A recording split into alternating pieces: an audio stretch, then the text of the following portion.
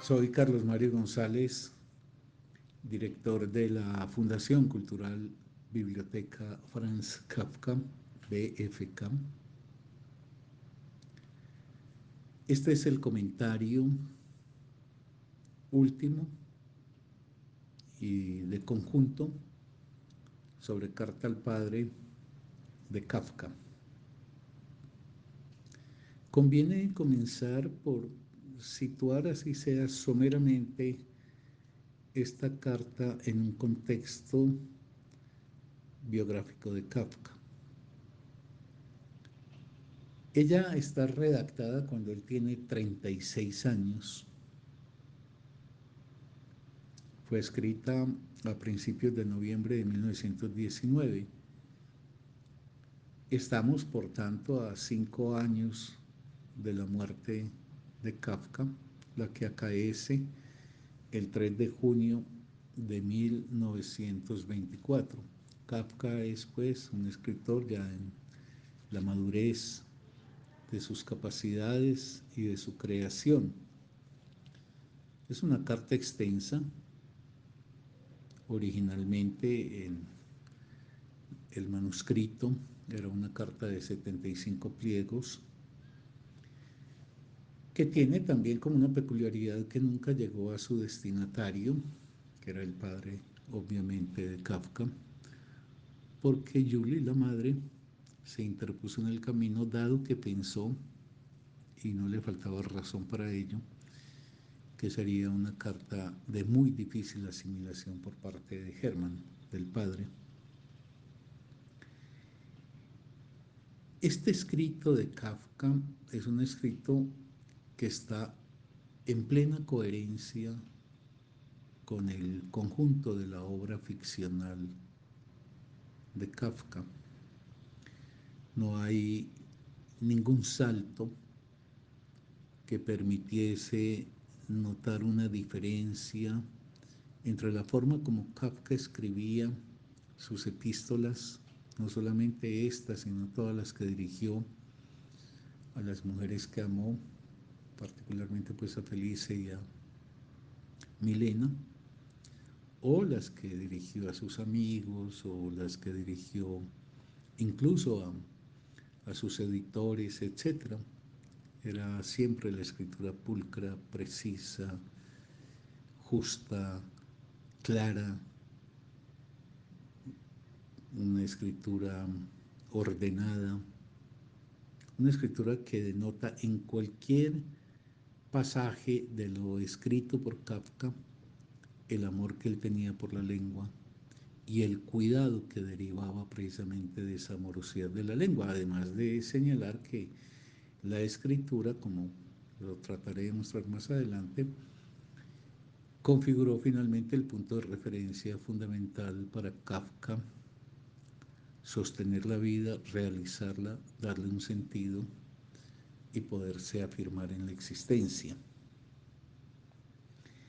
Cuando digo que esta carta está escrita en el mismo tenor de calidad, de magistralidad de los textos ficcionales, estoy con ello pues obviamente diciendo que no es una obra propiamente de literatura, no es una obra literaria por aquello precisamente que carece del orden ficcional. Aquí no tenemos alegorías, aquí no hay parábolas, no hay metáforas, no hay la introducción de lo fantástico, que sí será característico de las obras de creación ficcional de Kafka. Sin embargo, es una obra que está en la línea de la gran calidad, de los grandes valores que él ofrece en su escritura. Hay por lo menos 3 similitudes entre esta carta y volvería a decir, y todas las cartas que escribió siempre, y todo lo que dejó en su diario. Digo, hay por lo menos 3 elementos que aparejan la redacción de esta misiva con su obra literaria. En primer lugar, la temática. Carta al Padre recorrerá los distintos asuntos y temas que fueron centrales en la vida de Kafka y que están expuestos en su literatura. De esos temas hablaré más adelante. Pero ahí hay una comunidad entre la carta y todo lo que fue decisivo en la escritura literaria de Kafka. En segundo lugar, lo ya dicho, la belleza de la prosa de Kafka.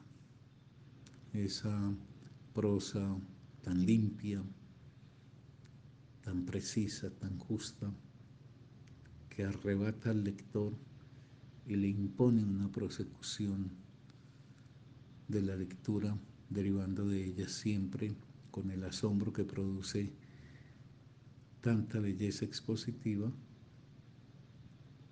digo, derivando cantidad de ideas que se vienen a la cabeza y de sentimientos que se promueven en uno como lector.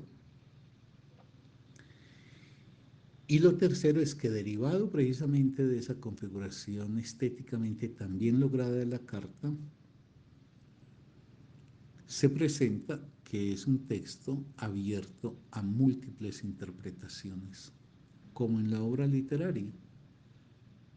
Una de las características de la literatura es que no se puede hacer de ella una interpretación única.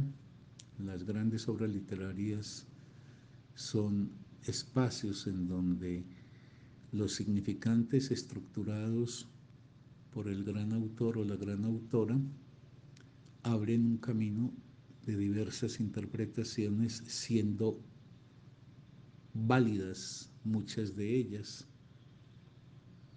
si se cumple aquello pues dicho por Eco, por Humberto Eco, de que un texto dice lo que el lector quiera que diga, en tanto el lector lo pueda comprobar con los elementos del mismo texto.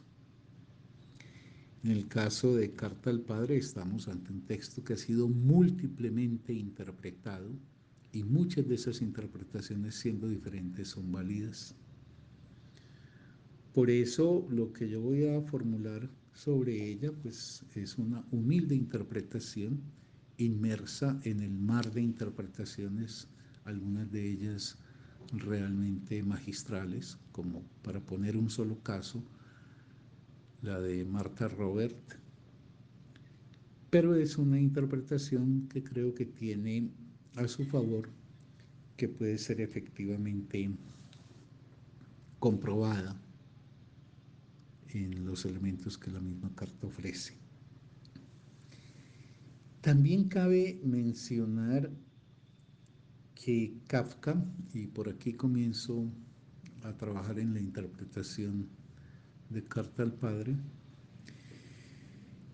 que Kafka es un hombre muy excepcional, pero no por su talento únicamente, que lo es en forma indiscutible, sino por la forma en que él, en su vida y en su obra, dos piezas que están ensambladas, que siendo diferentes no se pueden sin embargo separar. Digo, Kafka es excepcional en que representa en nuestro tiempo una actitud ante la vida inusual, porque podría uno decir que la cultura moderna de cuño capitalista lo que ha ido promoviendo es una postura ante la existencia exactamente opuesta a lo que Kafka va a encarnar. ¿Qué quiero decir?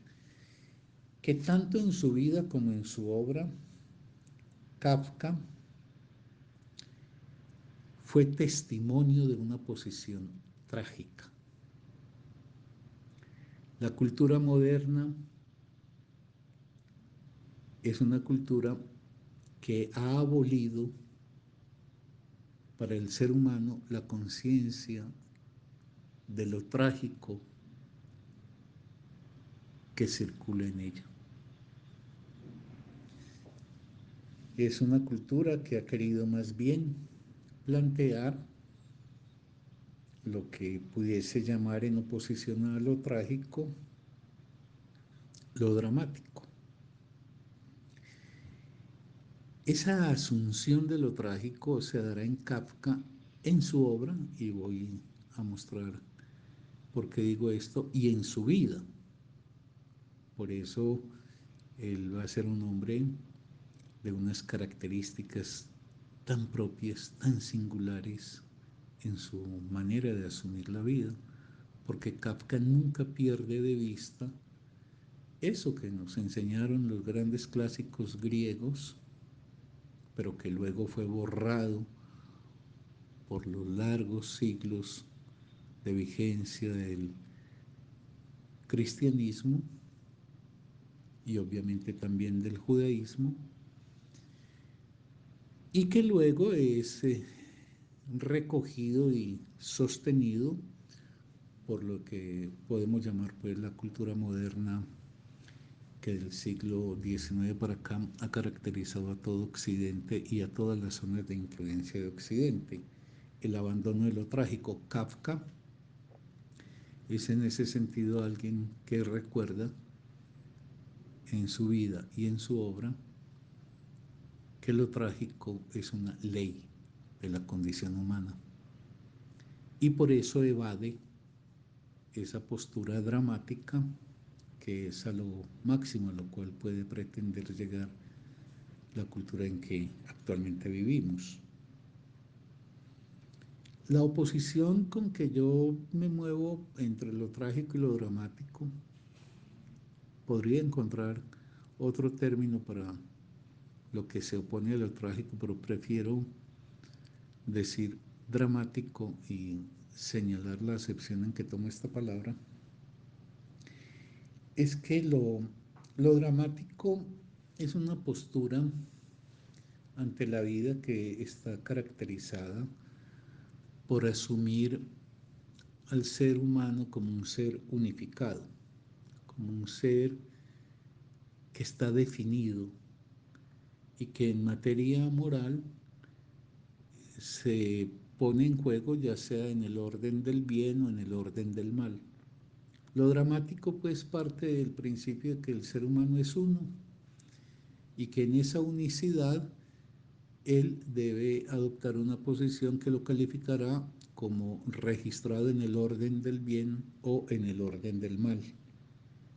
Hay una neta separación entre el bien y el mal y el ser dramático vive circunstancias difíciles, pero son circunstancias que en general vienen como acontecimientos infaustos provenientes de la exterioridad suya. En cambio, lo trágico, y en ello vale la pena señalar uno de los rasgos de importancia que tiene el psicoanálisis, porque es desde el saber psicoanalítico, no desde la psicología, sino desde el saber psicoanalítico, que se recupera esa línea que había sido trazada por los grandes trágicos griegos, y es que el ser humano es un ser desgarrado, contradictorio, que a diferencia de la concepción trágica, el ser humano es un ser que vive entre fuerzas contrapuestas, que lo desgarran, y que asumir la existencia de esas fuerzas que se contraponen y se contraponen con pleno poder y con plena legitimidad cada una de las partes que entran en contradicción, es lo característico del ser humano. Por eso, lo trágico, para evocar una acepción que de este término nos ofrece Hegel, es lo que está definido por una situación en la que se enfrentan dos posiciones ambas legítimas y justificadas y que no pueden tener una solución. Ejemplos a la mano. Una posición dramática es la posición de Abraham en el texto bíblico con respecto al pedido de Dios de que sacrifique en su honor a Isaac.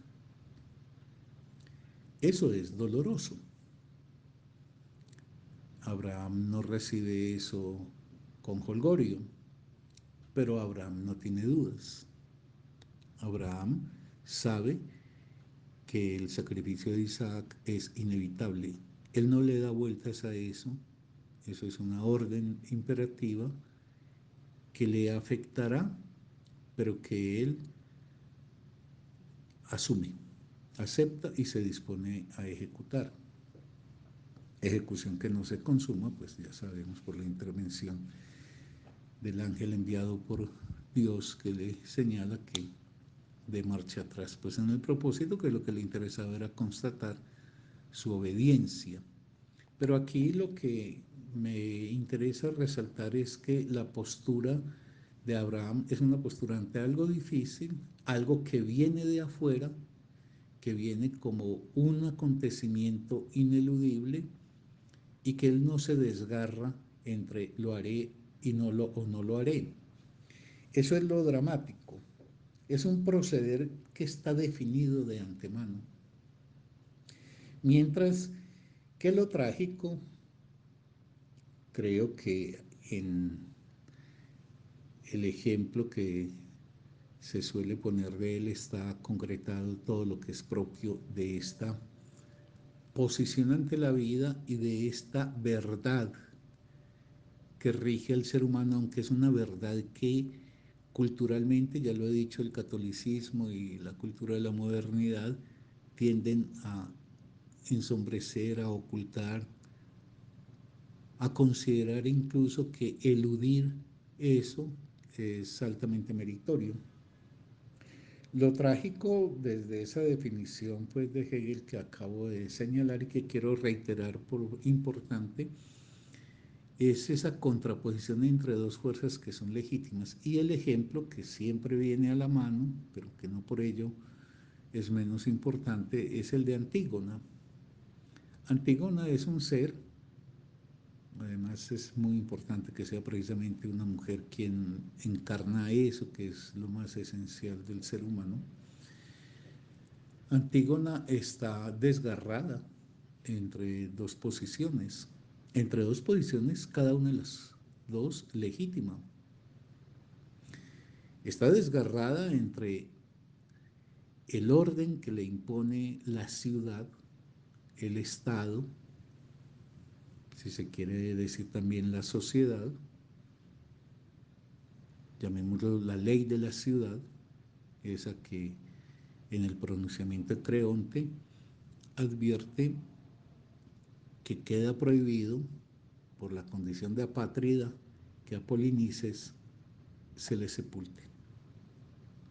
Pero como Polinices es su hermano, Antígona siente que ella está también obligada por otra ley, la que ella llamará la ley del orden jurado de los dioses. Enterrarás a tus muertos. No es que Antígona considere que la ley de Tebas, la ley trazada por Creonte, sea inválida, sino que entra en contradicción desgarradoramente con el imperativo de enterrar a los muertos.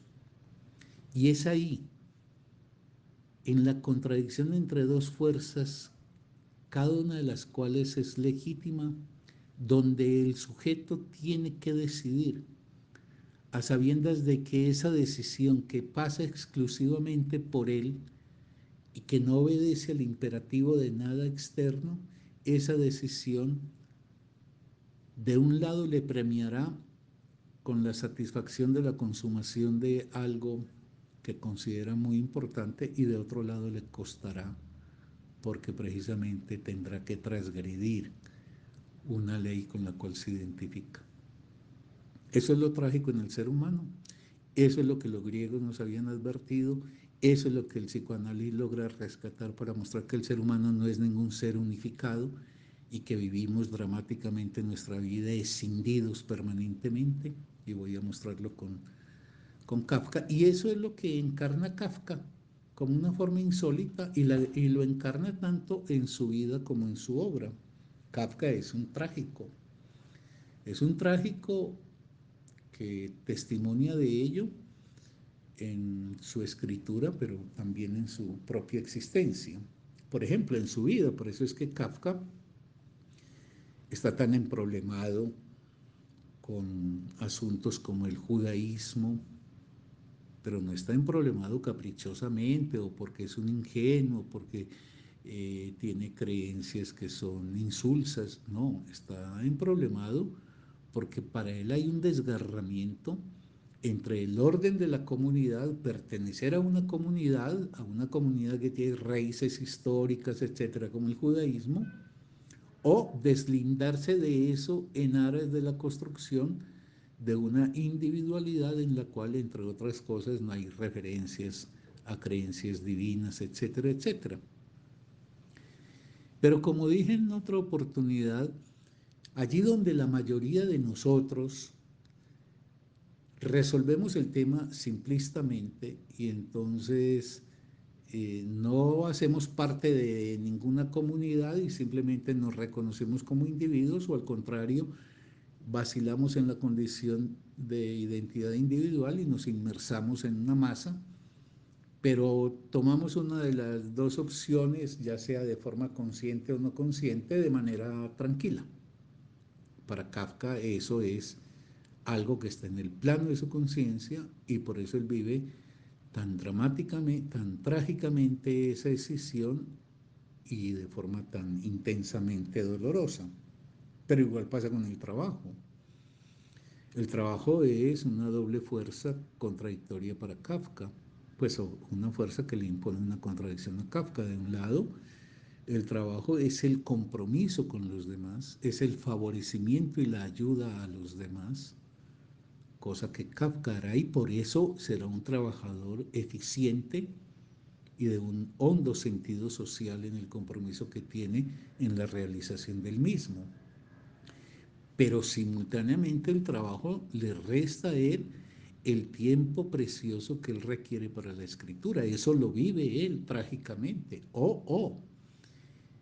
Y ambas cosas son importantes para él. Comprometerse en un trabajo que le ayuda a los demás es tan importante como ganar ese tiempo para lo que constituye un elemento central de su vida, que es la escritura. Pero es lo que pasa también con la escuela. Kafka asume la escuela y apropia de la escuela, de hecho fue un estudiante juicioso, apropia de la escuela elementos que la escuela le puede transferir, que son además necesarios por las modalidades ya imperantes en la sociedad de transmisión del conocimiento, él lo apropia, pero al mismo tiempo está en contradicción con la escuela. Y por eso el desarrollo que él hará en la vida es un desarrollo caracterizado por la opción de una escritura que no cumple con cánones académicos, que no tiene que ver con ninguna configuración escolar, aunque él de la escuela apropia la posibilidad que le brinda para poder ejercer el trabajo que realizó. Y finalmente es lo que está en juego también en el matrimonio. No es como algunas interpretaciones dicen, o si lo es, eso es en mi opinión secundario, que lo que pasa es que las inhibiciones inconscientes, la identificación con el padre que fallida, que no le permite, no, yo creo que lo que está en juego en Kafka con el matrimonio es una contradicción que, reitero, la mayoría de nosotros no tenemos en cuenta y que en los caminos que tomamos en la vida simplemente soslayamos esa contradicción y la damos por resuelta. Esa contradicción para Kafka está entre el matrimonio como institución fundacional de una familia y a partir de ello, de la prosecución como eslabón en la cadena de la humanidad de un compromiso con esta. Pero de otro lado, el matrimonio es lo que le resta libertad e independencia para lo que él ama, que es la escritura. Pues que él lo va a definir o él lo va a precisar, que es la escritura. Entonces él no vive en su existencia nada simple, sino que lo toma siempre desde el desgarramiento de entre fuerzas contradictorias que no invalida. Él no invalida el judaísmo, él no invalida el trabajo, él no invalida la escuela, él no invalida el matrimonio, es decir, no monta dispositivos en contra, sino que en su propia vida encarna eso como un elemento trágico que al llevarle a tomar una opción específica sabe que con esa opción gana, pero que también con esa opción ha perdido. Igualmente en Kafka está el hecho de su deseo, que es algo muy particular en una época que, a la par de la abrogación de esa dimensión trágica de la vida, nos ha configurado como seres que no solamente en general no sabemos qué es lo que deseamos, sino que sobre todo no queremos saber qué es lo que deseamos. Entonces somos prisioneros de las ofertas de destino que nos ofrece el mundo. Pero allí donde yo digo deseo, siempre pese a que temo mucho ser fastidioso con reiterarlo, estoy diciendo algo que es esencial, constituyente y resultado de la estructuración inconsciente del ser humano. Para mí la prueba de algo deseado es aquello sin lo cual uno no sería uno. Uno tiene muchas apetencias en la vida, muchísimas, pero uno puede vivir la experiencia de que muchas de las cosas que apetece no las pueda alcanzar y no pasa nada fundamental con la vida. Lo deseado es aquello que, configurado en el mundo como un objeto, alcanza una relación esencial con el sujeto, es decir, imprescindible para el sujeto. Y Kafka es un hombre que excepcionalmente, digo respecto a nuestro tiempo, precisa qué es lo que desea. Ubica qué es lo que desea. Ubica qué es aquello sin lo cual él no podría ser. Y se compromete en esa línea. Y eso va a ser la escritura. Kafka no vive, no hace una vida por identidad interpuesta. Él va a conquistar una identidad y esa identidad tendrá como centro no el judaísmo, no el trabajo, no la escuela, no el matrimonio y la familia, sino la escritura. El punto donde Kafka dirá yo soy Franz Kafka y ustedes, señores de un siglo más allá de mi muerte, señores, señoras de una centuria más allá de mi fallecimiento, estarán hablando bajo un nombre muy preciso y un legado muy preciso que me dará identidad. Aquí hay que decir que él no escribe para el futuro. Él escribe porque necesita escribir. Y su escritura es imprescindible para él porque sin ella no podría reconocerse ni existir. Ahora, si la escritura es el dominio por excelencia en donde Kafka referenciará su identidad por diferencia trágica con las propuestas del padre, eso está plasmado en la carta al padre. La carta al padre es una carta que está hecha desde el reconocimiento trágico de que ambas partes tienen razón. No que él legitime los procederes del padre, pero él no sataniza al padre. El padre hace lo que le es dado hacer. Y por eso Kafka no vacila en resaltar también las virtudes que tiene ese padre que en otros sentidos ejercerá una función tan tiránica sobre él. El padre de Kafka no entra en la carta que él le envía en un territorio de invalidación, de desconocimiento, de hostilidad. No, yo creo que una lectura de Kafka lo que muestra es ese vaivén entre el padre y él para mostrar la situación trágica en que se encuentra esa relación.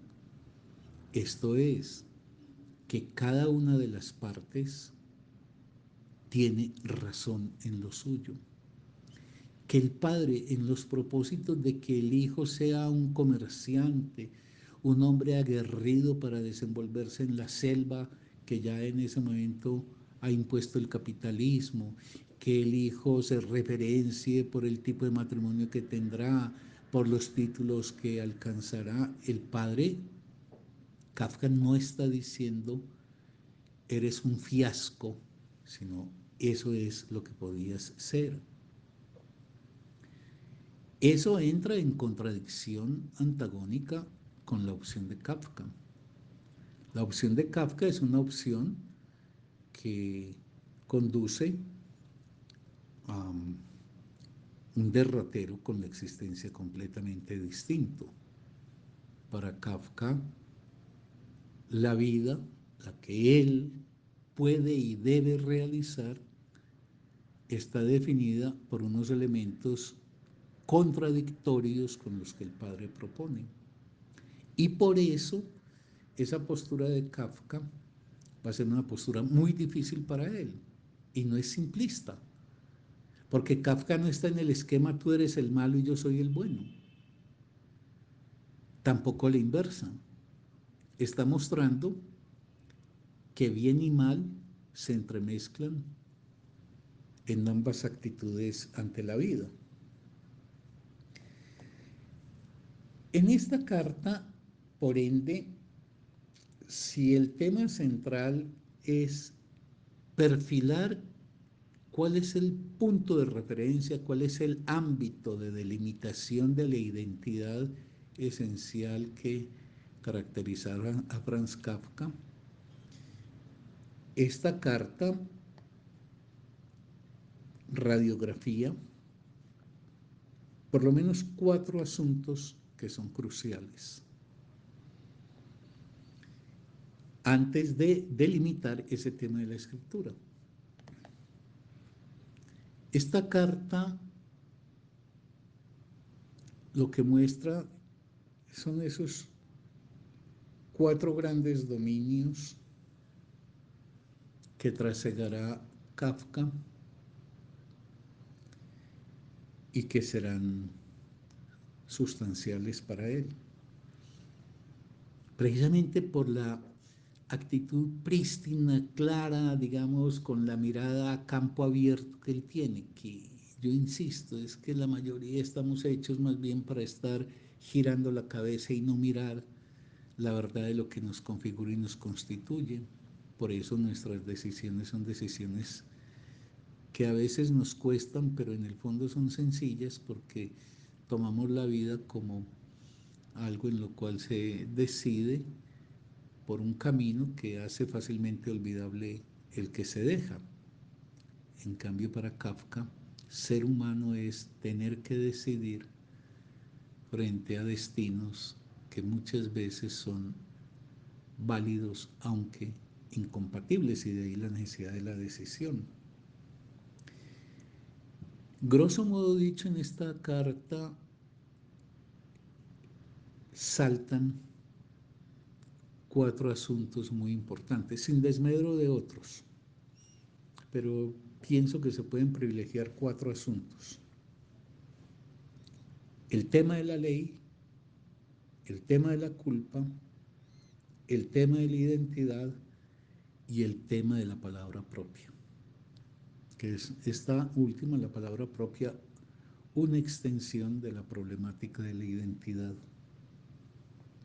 El tema de la ley es fundamental en Carta al Padre y en la obra de Kafka. Eso se sabe, es un decir ya manido. La ley como aquello que es imprescindible en la condición humana. Los seres humanos somos sujetos de la ley.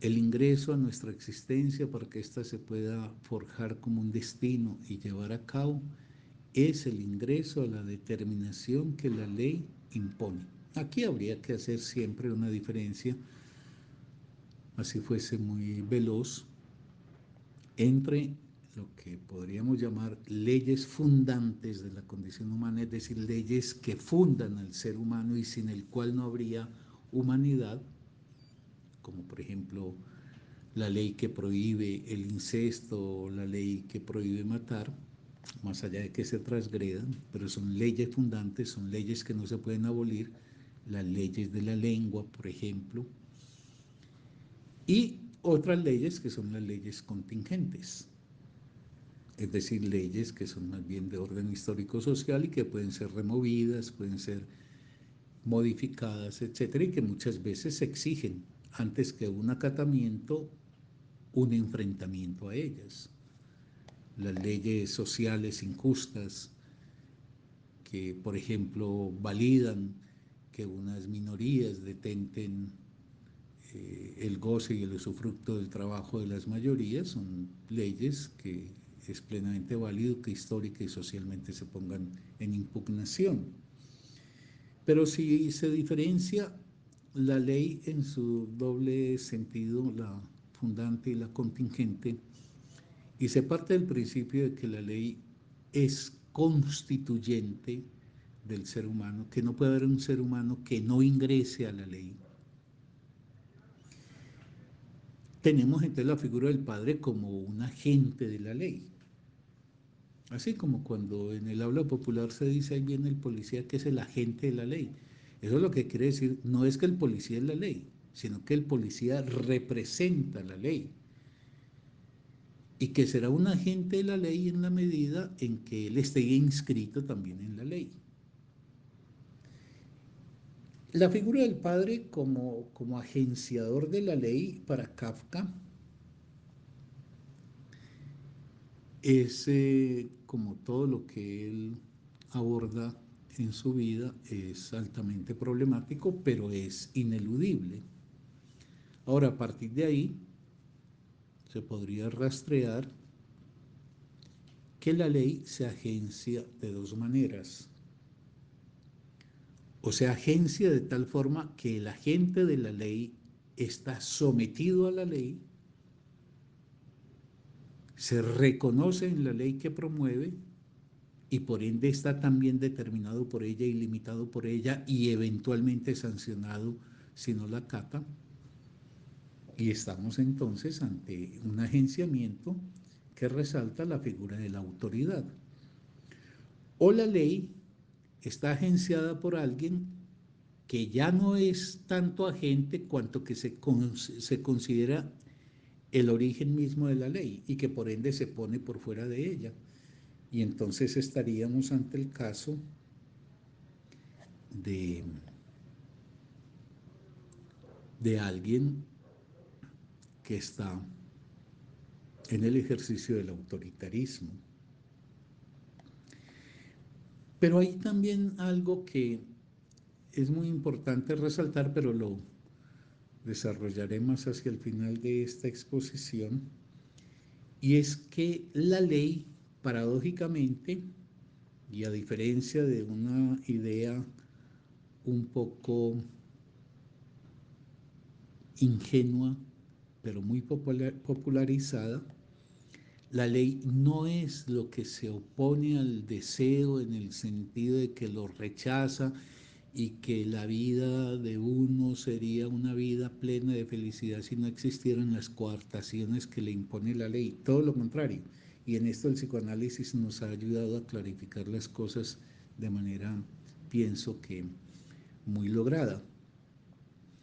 Es que la ley, esa que está agenciada por el padre y está agenciada por otras figuras de autoridad en la sociedad, pero aquí nos importa resaltar la figura del padre como gran ejemplo de lo que es el agenciamiento de la ley, el padre pues real,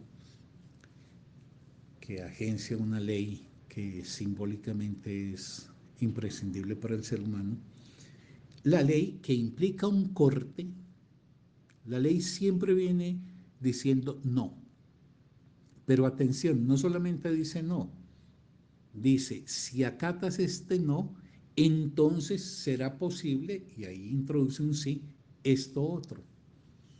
Este no es el momento, pero se podría desarrollar en otro una reflexión sobre qué es el Edipo. El Edipo es efectivamente un no a una mujer, por lo menos en el modelo del Edipo que se soporta sobre la familia nuclear nuestra. Es un no a una mujer, pero no es un no absoluto. Es un no que dice, si acatas esto, como yo lo he acatado, podrás, en sustitución de la mujer prohibida, encontrar otra mujer, o a la inversa, el hombre prohibido, encontrar otro hombre, etcétera, para no meternos ahora en el berenjenal pues de la discusión de géneros, porque es cierto, eso no tiene que ver ahí con figuras de género. El Edipo pesa tanto sobre los hombres como sobre las mujeres. Entonces, la ley es lo que al cerrar un camino abre otros, coarta el goce en su plenitud, y precisamente en esa falta de goce que impone ella se sitúa el deseo. Y el deseo como algo esencial del ser humano y como lo que define probablemente las relaciones más logradas cuando se logra precisar qué es lo que se desea y se pone cara a la realización del mismo, digo, se alcanza las formas más logradas de la vida humana. Un deseante es un ser que hace un destino trazado precisamente por la fuerza de su deseo. Entonces, así como la ley limita, también posibilita. Y eso es lo propio que acaece con el deseo. El deseo es un campo de posibilidades y de abandonos. Por eso el deseo es trágico. Porque cuando se desea algo, se sacrifica optativamente lo demás. Y el deseo acarrea una aventura. Lo que vamos a encontrar en Kafka es que Kafka, en esa relación compleja que tiene con la ley, es un hombre que sabe reconocer su lugar y su importancia, sabe cuestionar las modalidades arbitrarias de la ley agenciada autoritariamente por el padre, pero Kafka sabe reconocer el peso gravitacional para su vida que tiene el deseo y va a poner cara a la forjación de un destino regido por el deseo. Eso es algo que se puede decir pues en líneas generales sobre el tema de la ley, que es uno de los objetos de la literatura kafkiana, pero que está también presente en Carta al Padre, como estaba presente en el ejercicio concreto de la vida de todos los días que realizaba Franz. Un segundo tema, que es derivado del asunto de la ley, es la culpa, el sentimiento de culpa más exactamente. El ser humano es un ser que precisamente por su relación con la ley, que lo compromete con el otro, queda atrapado en la culpa, en el sentimiento de culpa. No tenemos escapatoria. El sentimiento de culpa nos puede embargar por tres causas fundamentales. Una, por no hacer lo que debemos hacer y de lo cual estamos convencidos y con lo cual estamos identificados. Entonces, cuando fallamos en algo que en nuestro fuero íntimo sabemos que es lo que debíamos haber hecho, no necesitamos policías. Es que la sanción ya está en nuestro interior, es el sentimiento de culpa. Y de ahí, como también lo refrendaré con los otros dos casos, que haya sostenido en otra oportunidad que el sentimiento de culpa es un sentimiento constituyente también del vínculo humano. Pero también uno puede estar inmerso en el sentimiento de culpa porque deja de hacer algo que está en la expectativa de otros, pero que entra en contradicción con lo propio de uno. Entonces, voy a ver si ordeno porque tengo la sensación de que en esto ultimito armé una confusión. 3 causas que nutren el sentimiento de culpa en el ser humano. 1. Somos culpables por lo que hacemos. Procedemos mal, indebidamente. Es un proceder que va en contravía de los elementos que sirven de referencia también a nuestra identidad, por ejemplo, en el orden moral, ético, etc. Entonces, hacemos mal, no necesitamos que venga un policía y nos atrape, el sentimiento de culpa se introduce como un elemento que esperanza en que reconvertiremos nuestro actuar a una forma apropiada.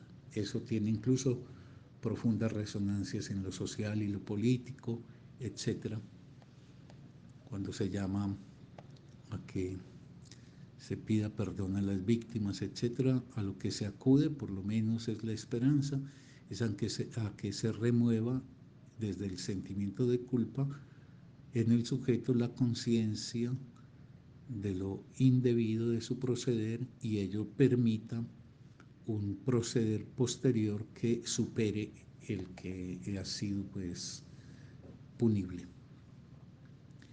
Pero también somos culpables por lo que dejamos de hacer. Ya no por lo que hacemos, sino por lo que dejamos de hacer.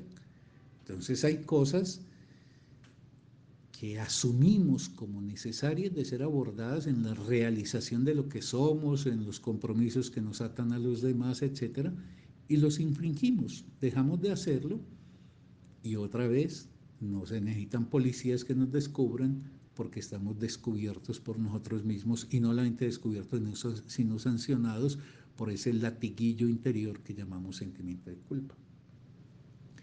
Pero hay una tercera forma de estar invadidos por el sentimiento de culpa y que es exclusivo de lo humano, porque el ser humano es el único sujeto a la ley y el único que tiene un compromiso que lo relaciona con el otro.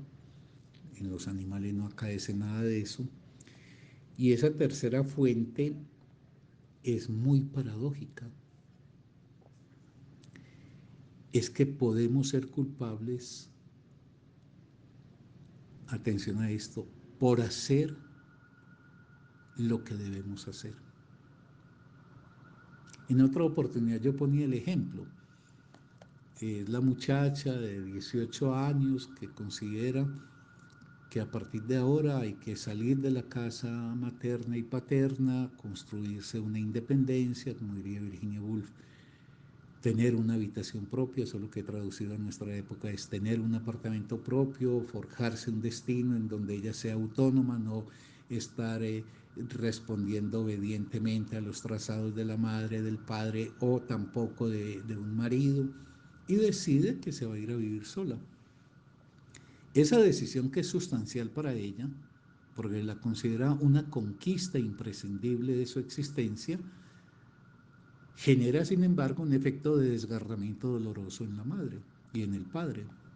Es decir, inflige un dolor, inflige un sufrimiento a seres que para ella son muy importantes. Y ella queda trágicamente atrapada en esa situación. Porque si ella avanza en la dirección que ha decidido, produce sufrimiento a seres que le importan, a seres que hacen parte de su propia identidad, y cuando se quiere a alguien, o incluso desde una simple condición de humanidad con conciencia del semejante, no se quiere infligir un sufrimiento.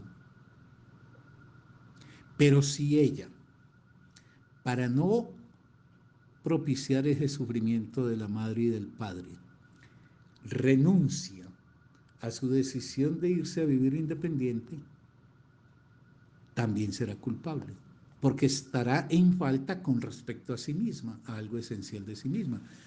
Es decir, el sentimiento de culpa nos rodea y nos asalta, pero a eso hay que dejar de satanizarlo. El sentimiento de culpa es en cierta forma testimonio de nuestra humanidad, es también un llamado de nuestro fuero íntimo para que rehagamos un proceder, ya sea haciendo lo que debemos hacer o dejando de hacer lo que estamos haciendo, y es también la conciencia del lugar decisivo que ocupa un otro en uno. De tal manera que el sentimiento de culpa, que viene precisamente por, porque la ley traza a escala del sujeto un deseo propio que éste debe acometer, la realización de ese deseo lo compromete al sujeto con los demás, pero también consigo mismo. Un tercer tema fundamental en Carta al Padre, en mi opinión, es el tema de la identidad. La identidad es tener un punto de referencia que permita una cierta certeza en el trasiego del tiempo de quién es uno o quién es el otro. La identidad es muy problemática en el ser humano. Uno podría decir que la naturaleza proveyó de identidades a los animales. Un león es un león y será siempre un león toda la vida, y el mismo león igual que los otros leones. El ser humano es una cosa más complicada. Ahora no hay tiempo de detenernos con detalle en ello, pero sí se puede decir el ser humano es un ser que viene a la vida sin ninguna identidad. Esa identidad se construye vía las identificaciones que va alcanzando en la vida. Por eso es una identidad histórico-social. Es una identidad que se registra en un tiempo histórico preciso, en las coordenadas de una sociedad y una cultura precisas, y en la historia personal propia que se ha tenido la suerte, para bien o para mal, de vivir.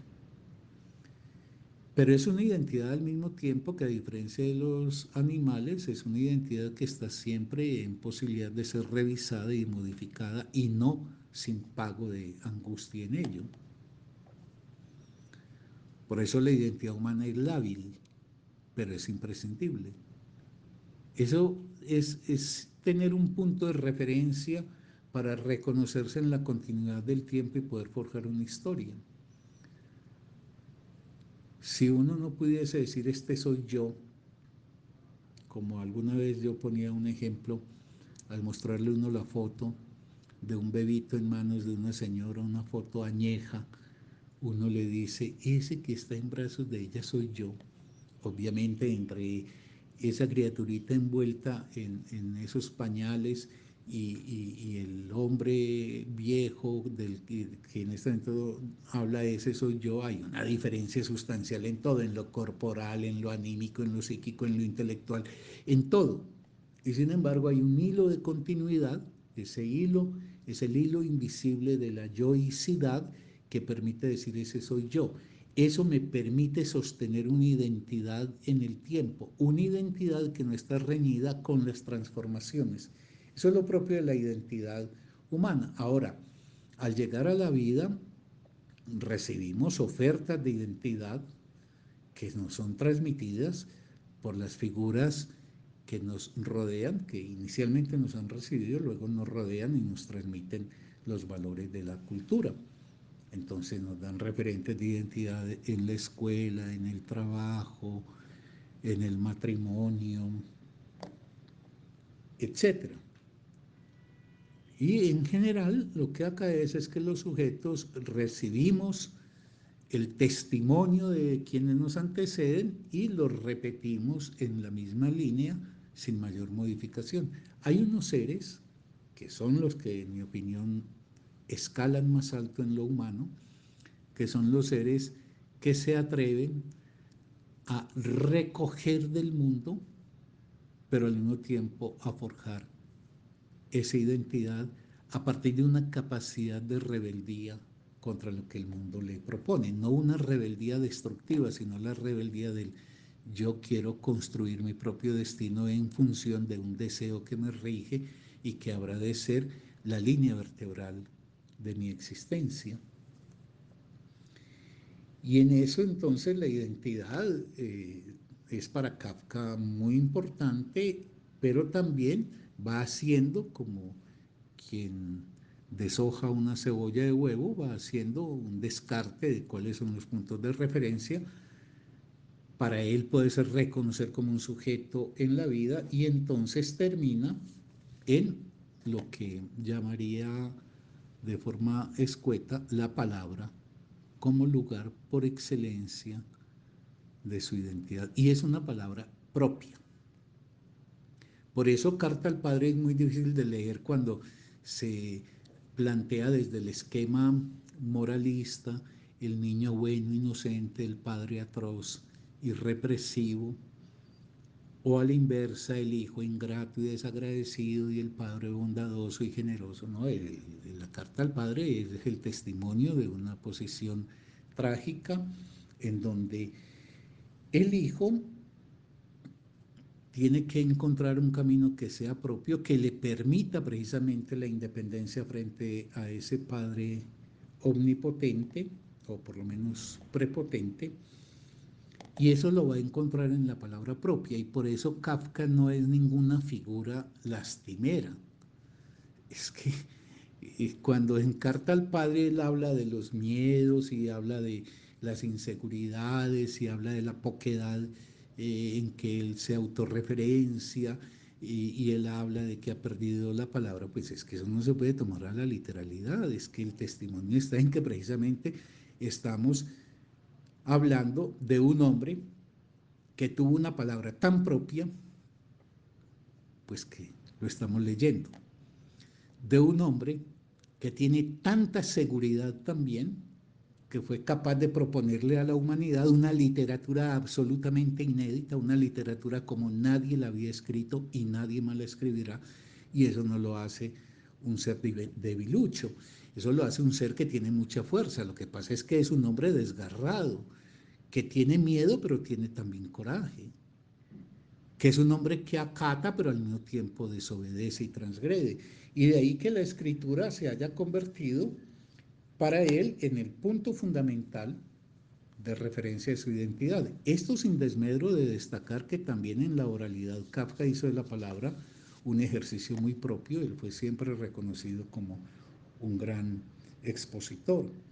En todo caso, Kafka, con todos los elementos dolorosos de su vida, inciertos, contradictorios, etc., hace lo que Nietzsche decía: poner la propia enfermedad en el arado. Aquí enfermedad es una forma metafórica de decir sus propios dramas, sus propios problemas, su propia tragedia, ponerla en el arado, es decir, trabajar con eso para hacer algo con eso.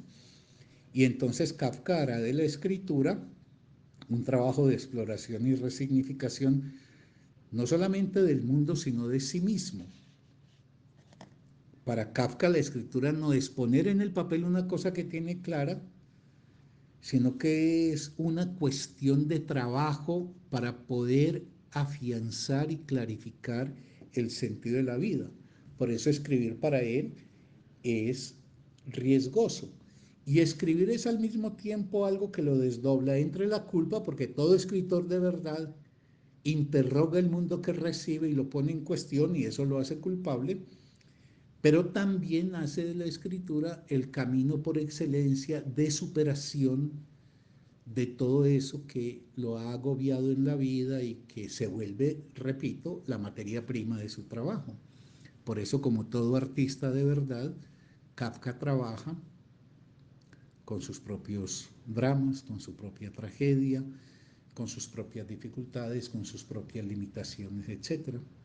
Y Carta al Padre no es sino una expresión más en todo el ámbito de la escritura de Kafka de un hombre que fue excepcional, que fue único en el orden de la vida y de la obra,